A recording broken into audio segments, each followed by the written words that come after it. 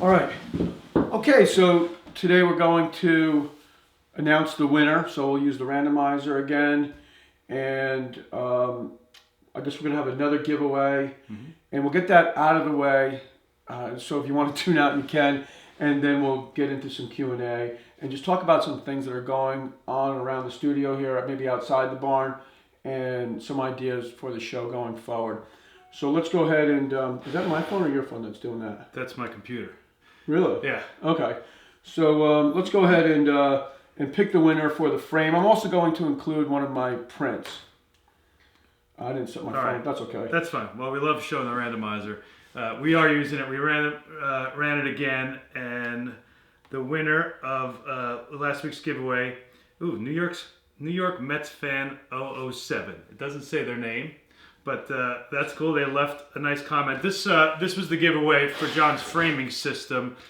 Here it is, and you're gonna also give away we'll throw one of those in, and so, you could probably even glue if you don't want to paint, or if you don't have kids or they don't paint. You could probably glue one of these on there if you want to do that. If not, it's a good excuse to make a frame, and it's always fun making. Yeah. This is a really neat system. So this will go back out to the winner here. And the question was about the types of screws people use. Yeah. So it turns out a lot of people do use drywall screws, and I should emphasize one of the reasons why I often use fine screws as opposed to coarse screws is because I often use hardwoods because I avoid pine.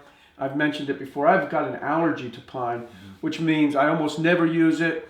If I do have to use pine or even Douglas fir, I try to use it when it's cooler out, because it seems like when you're sweating and you're working with pine, you get that. For me, it'd be like rolling around in poison ivy, so I avoid it.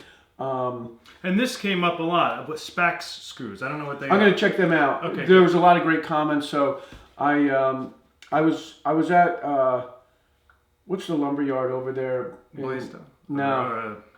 Builders General. Builders General. I was over there and I picked up some Craig screws for the last project, the step stool, but they didn't have. Actually, I asked for cabinet screws, and they pointed me in the direction of fine drywall screws. So I'm going to go to one of the big box stores and try to pick up some of these. Yeah, the comments were great on that. There seemed to be a mix of people who preferred coarse. Yeah, versus I think if you're using pine, you're going to use a coarse screw. It makes a lot of sense because it's just going to have more grab. But my fear with the hardwood, if I'm screwing into poplar, which is in the hardwood family, it's not real hard, but you're more likely to break, or at least that's my experience. So a lot of good comments on that, and I have I want to talk about the next thing that I would like you to comment on. I didn't tell you about this. Somebody sent me an email. Every time that I've made a countertop, I've used polyurethane as the finish because it's strong. I just feel if you can walk on it, well, it's going to hold up to the abuse of being a countertop.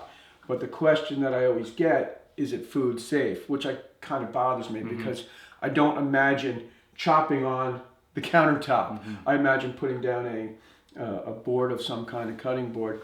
But if you want to chime in on that, if you know a little something about that, just leave it in the comments whether you think it is or not food safe.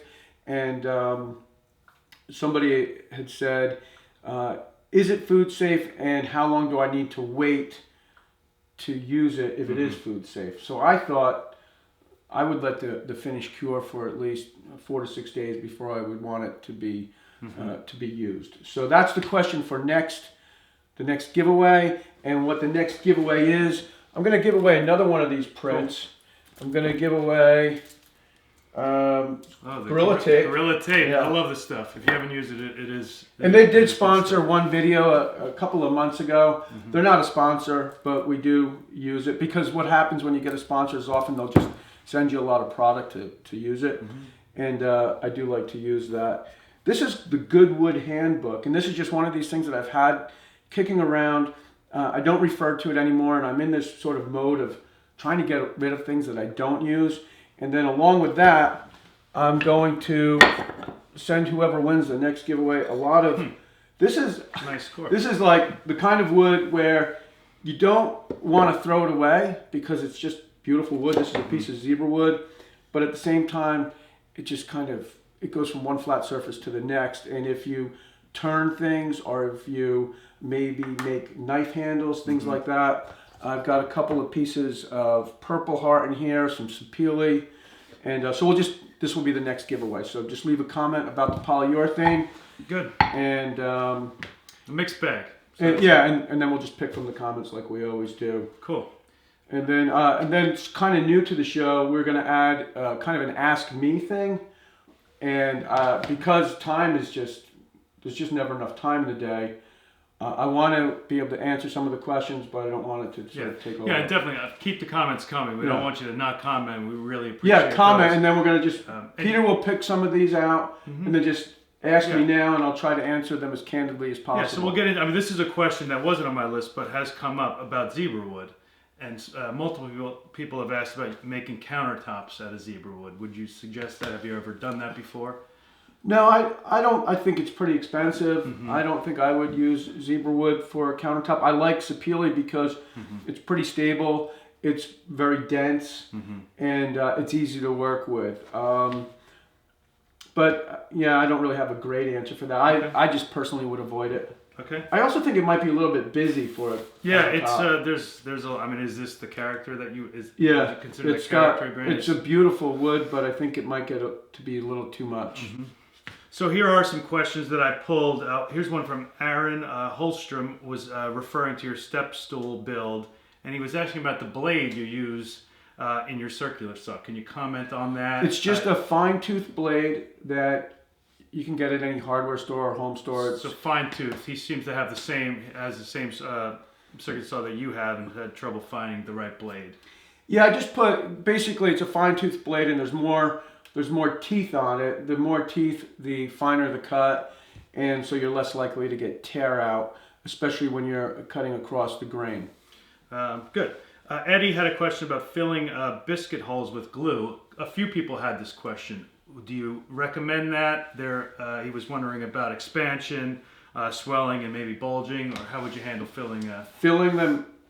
Filling them like when you're using biscuits? Yes. How do you fill them? Do you use glue? I always use glue. Cause a problem with bulging or? I'll tell you, this is something interesting about biscuits. Some people hate biscuits. I like them. It makes it easier to join boards. It just keeps them level as you're joining them. You can get something called telegraphing, and what that means is if you join two boards together and the biscuit slot is close to the surface of the wood, maybe a quarter of an inch. Over time, the wood will contract. And if you look at a tabletop, and this has happened to me on a project, that's how I know this, you can kind of see where the biscuits are. You'll see them every 8 to 10 inches. So to remedy that, what I like to do is use the biscuit on its lowest setting. So maybe the biscuit starts a full half of an inch down from the top of the surface. But you always do glue it. I don't quite understand that question. That's sometimes it's hard to. Right. Yeah, it is. But that helped me explain. So you sink it down a little bit lower. Yeah, that I understand. But when you're joining stuff, maybe the person's thinking that, do you put glue into the slot along the board? And I do. I put glue everywhere. Okay, good. Here's there were a few about attaching the TV lift cabinet top. People noticed that you did make biscuits, and then you made clips. Yeah, so the back is joined with clips, and the front I joined with screws, and that's so the top expands and contracts a little bit. It just has a little bit of room to move. Okay, good. Feedback on screws. In particular, is there any, we've covered some of this, but somebody wants to know why you use drywall screws rather than wood screws. We talked about the fine versus coarse, but why drywall screws? I've explained in the past that I worked for a place called the Woodworker from the age of 17 into my 20s. And that's just always what he used, and it's kind of a creature of habit thing.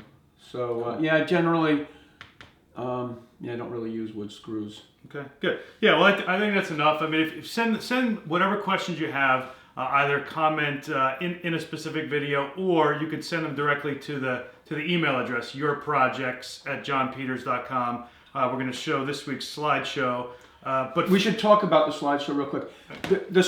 They don't have to be pictures that are from my designs. A lot of them are just viewers who enjoy the show.